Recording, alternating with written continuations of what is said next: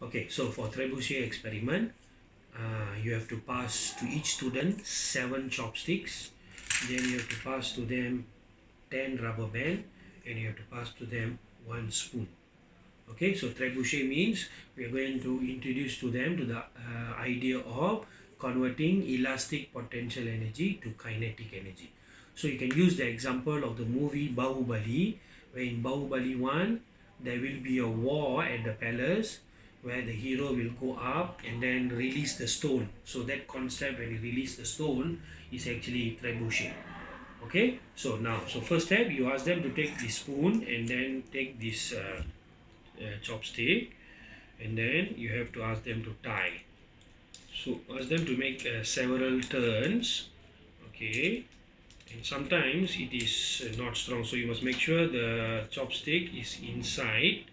Okay, and then usually it will be not that strong. So what you can do, you can ask them to tape it here. So take some tape, normal cellophane tape, and then make 2 or 3 rounds. So this one you put aside. Next, let's make the base of the trebuchet. You take 2 chopsticks, put it together and tie.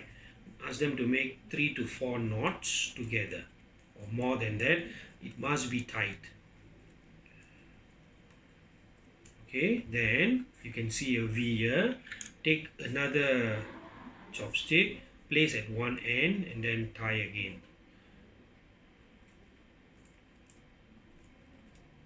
Make sure the string goes, the rubber band goes into both stick.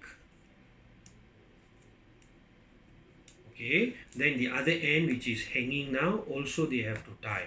So this activity doesn't come with a report. So on the whiteboard, you just need to write the title, which is Trebuchet, and then write there the physics concept, which is you have to write the conversion of elastic potential energy to kinetic energy. That's the only thing you write there.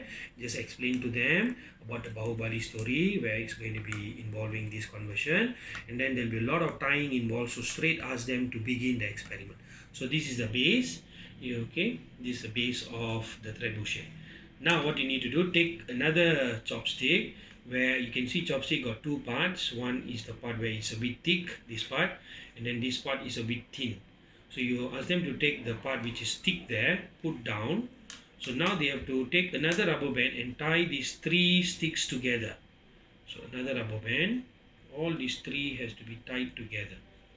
Make sure it's strong, several turns, more than 5, more than 6, as many as they can, and ask them to watch out their fingers.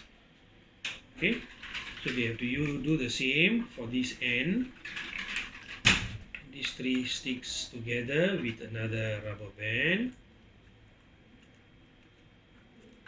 So several turns, always ask them to check. Okay, so you see this is up, this one also facing up. So the other end, obviously you have to take another chopstick, the part which is a bit thick down here, place here, and then tie together all 3.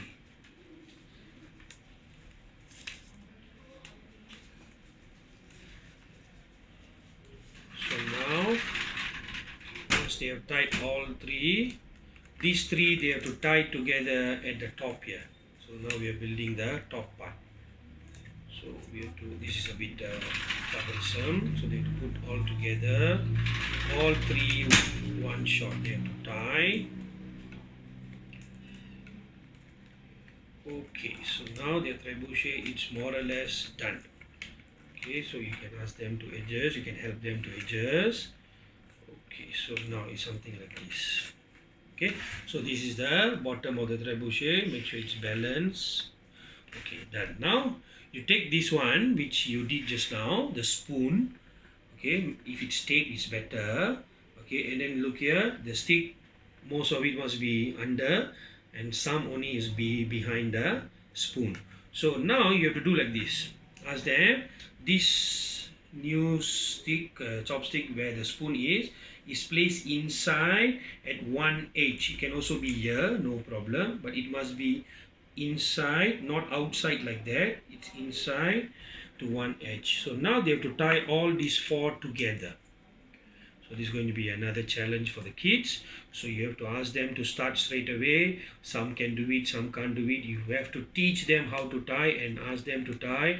If possible, at the end of this activity, they must be at least able to tie. Okay, so this is the part. So now what is you need to do? You need to take the last rubber band, the 10th rubber band, just insert it inside here and then hang it here. So if it's too loose, okay, you can also make one turn. Okay, so you can make one turn. Sorry, one turn should go here. Okay, so if this is taped, the spoon will not be moving. Okay, so now you can see the spoon is moving because I didn't tape. So if I release this, it's only one turn. So now what you need to do is a time for them to play. You take anything, example, a paper, ask them to take a small paper and place it here, and then they have to stretch it. So now it's elastic potential energy. So when they release this, the ball will fly, the object will fly, converting it to kinetic energy. So let me show one example. I will take a paper, ball, place it here, okay, and ask them to stretch the spoon.